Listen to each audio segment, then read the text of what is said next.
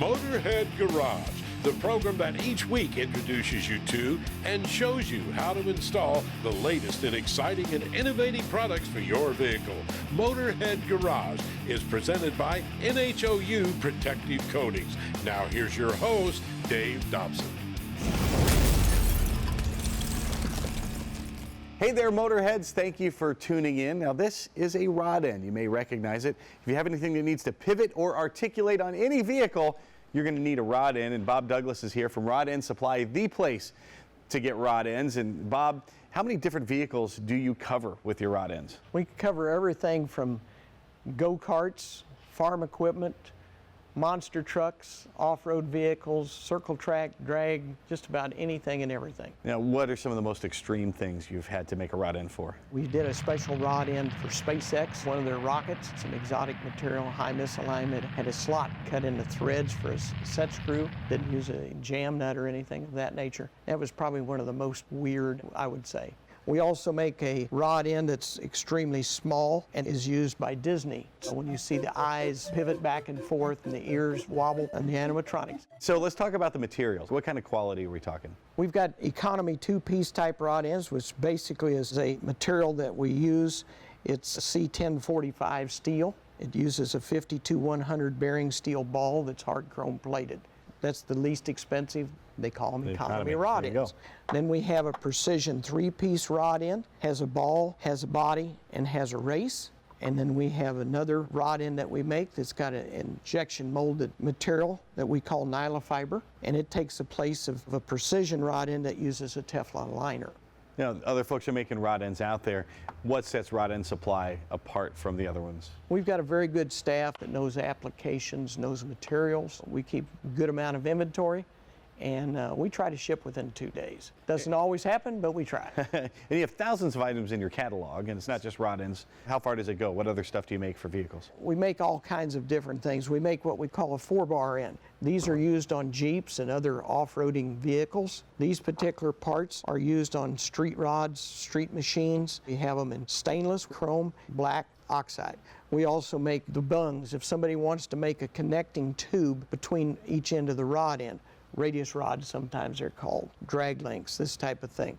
We make those in various sizes. We also make the tubes themselves. This is a chromoly tube that's got the ends welded in it. This is a steel tube and it's swedged down on the ends. And this is an aluminum tube. We also make all different types of clevises in different sizes. We also put studs in rod ends. Some are tapered for applications, some are just basically a standard bolt. These are affixed in the rod end so they do not come out. We make adjusters, the male adjusters, male to female adjusters. And you can also screw a female and male rod end together to make an adjuster. We make a lot of specials for specific companies that want parts, and this is a wide variety of those. This particular rod end is made for a company that makes dampening louvers for heating and air conditioning. We also sell a lot of different shock parts that we manufacture for shock companies. We also have cups that are used in the spherical bearings. These are mounted down in, and normally what they do is they can make a suspension component like an A-arm by welding tubes onto this cup. We also make high misalignment spacers to take a standard rod end and make it a high misalignment rod end. With any car, it's pretty unlikely you won't have the part in stock, but what if I need something specialized like the folks from SpaceX or Disney? That takes time to do. We're looking at anywhere from 16, 18 weeks to develop it, time we get it made. We're not a onesie-twosie type shop. There has to be some quantity involved with it for us to make something special. Well, we've got something a little more standard here behind us. We've got this 33 Plymouth hot rod. It needed some new rod ends. We looked at the bushings on there. They didn't look great, so we decided it was time for new rod ends, and we went to replace those. So the process, of course, we had to remove the old ones. A little tricky getting to some of the bolts there. They were in some tight spots. Yes, they were. Yeah, but we managed to get it out, a little teamwork. We got them out there, and then we discovered the bushings in there weren't so great as we suspected. Most of them were falling apart. They'd already deteriorated to the point that they weren't holding anything. They appear to be rubber. After a while, the rubber hardens up, and then it starts breaking up, and then it comes out. We're replacing them with our 4-bar ends that has the poly bushing in them, and our sleeve that goes inside the poly bushing is a stainless sleeve, and so therefore it doesn't rust and doesn't corrode and adhere itself to the mounting bolt that you put it through. And how long can we expect something like that to last? Oh, I would think you ought to be able to get at least 20 years out of them.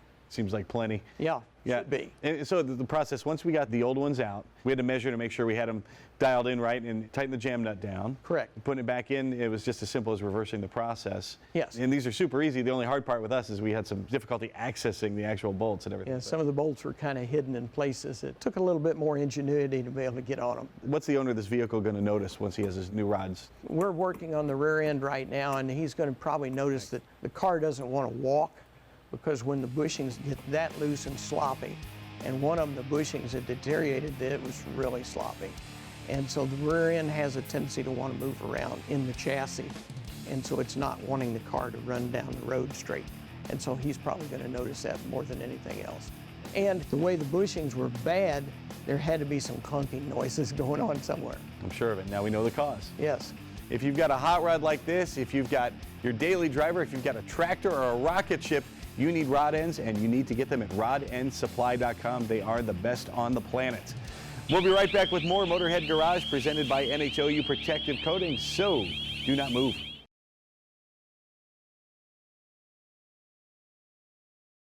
Motorhead Garage, presented by NHOU Protective Coatings, is brought to you by RockAuto.com. All the parts your car will ever need. Clearview Filtration, see-through oil filter assemblies. Soul Fast e-bikes, roll with soul. And by NH Oil Undercoating, the official oil-based rust prevention system. This is Motorhead Garage presented by NHOU Protective Coatings, and this is a catalytic converter. Now, these have been around for a couple hundred years, but they really made the news in 1975 when they became mandatory in all cars in the United States. But they are in the news again. Dean, why? Unfortunately, they're getting stolen a lot. They have precious metals inside them: platinum, palladium, and rhodium. Folks are taking them just right from the driveway? You know, you're going to the shopping mall, you're going to the grocery store, and unfortunately, cars like these that are lifted up higher, they can just crawl underneath. They take a Sawzall, and they're in and out 3 to 5 minutes. You had personal experience with it. Unfortunately, I've had mine stolen 3 different times, and my father-in-law had his stolen once. And he's an engineer. We're like, what can we do to make this not happen for other people? And that's where this product came from. And this product is called the Catalytic Converter Security Alarm System from Tenedura Tools. From Tenedura Tools. This is basically a motion sensor, goes underneath your car. If someone gets underneath your car, the alarm system is going to go off. Hopefully deter them from cutting these off. Seems pretty simple, just a motion detector. It's a simple device. The good thing about this is if someone tries to cut the wire, the alarm's going to go off. Everything is stored underneath the hood, so they're not going to be able to just open your hood and cut this thing. So it is a very good protectant. This alarm system is very loud. It's 120 decibels on this speaker, so it's definitely going to make a lot of racket and wake some people up. Let's look at the parts that come in the kit here. So we have the brain here, and this hooks up to the battery. Yes, it does. And what other connections do we have there? So basically, you just have 2 connections. These are the motion sensors that are going to connect to the brain, and then the alarm is just going to connect into your brain that way. The speakers, and then to the battery here, we've got a fused connection. Yep. In case there's an issue, you're not going to hurt any of your parts here. And this hooks up to your battery terminals, and away you go. Yep. The good thing is that these are slotted. A lot of batteries, you'll be able to just take the nut off the top, slide it underneath, and then tighten it back down. Key fob turns it on and off. So if you're going to work on your car, otherwise you don't want the alarm. Yeah, and the good thing is, there's other manufacturers that make like a metal piece that goes underneath and covers up your whole catalytic converter. But then if you're trying to get your oil changed, things like that, it's in the way, and it's real cumbersome, and they're a lot more expensive. This is a much easier design. Now let's talk about it. They're being stolen, but isn't insurance covering that these days? Your insurance will cover it, and my insurance covered mine. Unfortunately, my insurance went up. So your rate increase is in perpetuity, but this is a one-time investment that's going to save your car. That's exactly right. And this is a lot less expensive than my insurance going up. It's a lot less expensive than the metal piece covering up your catalytic converter. It's a lot easier to install. It's just a better system. Oh, and it's better than replacing your catalytic converter as well. So what's installation like? Basically, it's got some sticky stuff. You can zip tie it. This just fits next to the battery, and then these just fit underneath the car. You want to put these at least 4 inches away from your catalytic converter and stick it to the frame. I've tried to put these to the side instead of straight down. That way, if someone tries to put their hand up next to it to try to cut it off, that alarm's going to go off. It's a simple system, but it's an intelligent system. What if you're getting false alarms and that sort of thing? Maybe an animal running under the car. You know, when I first installed this on my car, I had dogs and cats running underneath my car all the time and setting this thing off. A bag blowing underneath it would set it off. So my father-in-law is an engineer. My brother-in-law does AI. So this is a learning chip inside of it. So if over time it's going to learn, if this is constantly happening, it's not going to set off on those false alarms anymore. And what kind of feedback are you getting from customers? Customers love it, especially in California. We have a mechanic out there in California that's installing a lot of these, and customers are loving them.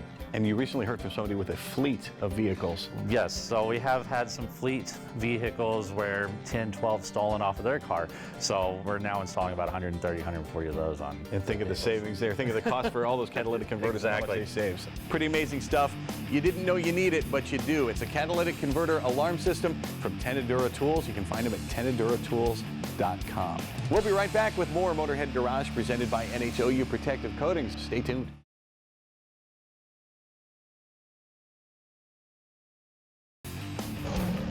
Dragonfire Tools, quality affordable storage. Proud sponsor of our DragonfireTools.com studio. Motorhead Garage presented by NHOU Protective Coatings rolls on, and we are talking about odors. Now, bad odors are everywhere, and they're especially hard to get rid of if they're in your vehicle. And now, Chris, there are other people claiming to eliminate odors out there, but what's wrong with those products? What you're going to find is a lot of the other products are using cover scents. They spray in a particular cover spray that grabs the odor, it basically buries it or puts it deep down into the fibers for a short time, but that's a temporary solution. It's not a permanent solution. So if you start out with a mildew smell, you add some orange scent to it, you've got orange mildew now after a time, so that's no good. Exactly. But dead scent kills the scent, and how do you do it? Well, dead scent is using ClO2 or chlorine dioxide. Chlorine dioxide is a powerful oxidizing chemical compound. Chlorine dioxide sounds dangerous. Well, actually, it sounds dangerous. Yeah. It does have the word chlorine in the name, Yeah. but it's not dangerous. That's where it ends being anywhere near like bleach, which has dangerous byproducts. Chlorine dioxide, when it's done doing its thing with eliminating odors, breaks down to something as simple as water and salt. And how does it actually work? How does it eliminate the odors? Well, chlorine dioxide is made of 2 oxygen atoms and 1 chlorine atom. And what it does is it oxidizes the odor molecules by breaking off, and it has that selective property that can break off and attack the molecules of the odors, breaking them apart and dissolving them permanently. Is dead scent something that's going to be used by professionals, or can you do this at home? Both. This is actually something that is used by professionals. There are some, let's say, professional remediation companies will use chlorine dioxide, can use dead scent. We have auto auctions that will purchase and use it to recondition vehicles before they go to the auction block and back out into the market to get rid of the bad odors. But it's also been designed to be safe for your average consumer to use in the home with no chemical, hand-to-chemical contact. I think the thing that's significant is the same kit is being used by the pros. You can use that same kit at home as well. Exactly. And you've got different vehicles covered here. You've got boats and cars and SUVs as well. Why the different sizes? We find that there is a need to have a different size, gram size, depending on the size of the area being treated, and also on the severity of the odor. Let's face it, for someone who just has a basic musty smell, you might get away with a lower gram treatment pack. Whereas if a vehicle's been sitting for a long time, or say an RV or a boat for a long time, they have a stronger odor, then they're going to up their game to a 50 or even sometimes the 100 gram treatment pack. That allows the consumer to now graduate the treatment based on what the level of odor is in that area. We talked about odors. There are all kinds. What can dead scent eliminate? What kind of odors? Well, one of the biggest that we're thinking about is smoke smell. That's huge. We hear that all the time. But also mice or rodents that get into vehicles. Also, it could be just food. People taking their kids back and forth using it, or people driving while they're eating at the same time, things get spilled. Could be pet odors in the vehicle. All these things, again, we talked about mold and musty smells, all these odors build up over time within a vehicle or within an RV or a boat. So if you name the odor, chlorine dioxide can go after and will eliminate it. Dead scent comes in a kit. Yes. How does the kit actually work once you get it? Well, once they open up the treatment, the plastic containment system here, that's the treatment pack. That is going to be laid flat inside the treatment area that they're going to add water to the line, and then they would open the foil pouch where the treatment pack is located. Take that out, you're going to see a yellow side and a blue side. The blue side is then placed into the water. At that point in time, the water is absorbed, it comes through the treatment kit, it will swell, and then it begins to react and off gas, and CO2 will then be released into the area. I know you said it's safe, but how long do I need to wait before I actually get back into the vehicle after we give it a treatment? We recommend a minimum of 6 hours for a treatment. If you can go longer, that's even better. If it's out in the direct sunlight, then we would recommend you wait until it's out of direct sunlight or in a garage, somewhere where the sun isn't beating in, because sun will react with CO2. You want to let it run then again, minimum 6 hours. We recommend, if you have the opportunity, again, overnight is even better. And then once it's done, you got to give yourself at least an hour to let things air out and let all that gas out of the vehicle. By the way, there's also a kit for hunters, so it'll take the scent out of your clothing. The deer won't even know you're out there. You can find that and all these products from Dead Scent at deadscent.com. And you can find more of Motorhead Garage presented by NHOU Protective Coatings right after this.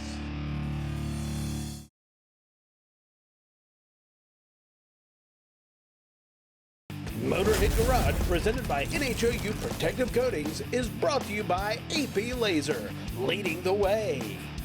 Clamp Tight, the clamp making tool. Steel Rubber Products, quality crafted rubber parts and weather stripping. And by NH Oil Undercoating, the official oil-based rust prevention system. Welcome back to Motorhead Garage presented by NHOU Protective Coatings. Here on Motorhead Garage, you've seen a lot of custom cars, but you haven't seen anything like this. A custom golf cart from Copeland's Custom Carts. Daniel, you're the guy behind all of this. Why are carts like this so popular? It started off a couple years back during the pandemic. Everyone wanted something but really couldn't get out. So all of a sudden, guess what? Golf carts hit the scene, went crazy. Everyone just wanted a regular golf cart. But here at Copeland's Custom Carts, we like to turn regular stuff into crazy things. And golf cart's kind of a misnomer because that's how these start, but you aren't designing these for the golf course. No, I rarely ever design them for the golf course. Mostly they're for neighborhoods, campgrounds, recreational use. We got into golf cart a couple years back while we were camping and noticed that there was a golf cart parade and everyone wanted the baddest golf cart. So hey, let's start it. Well, and if you're spending that much time in the neighborhood or in the campground, you want it to be comfortable. Right. And stereo is another thing that they want and all that stuff. So where does the customization begin? Do I bring one to you? You can bring one to me or I provide the carts. We start from the ground up. We start with the frame, motor, and build it to your desire. So you get to pick the color, the seats, the audio. We turn your dreams into reality, really, so it's fun. Cool, and you started in audio. Yes. Way back when, and now how important is audio to a cart like this? It just sets it off. You can have a regular golf cart and cruise with a handheld speaker, or you can have something that's built into your golf cart and Bluetooth.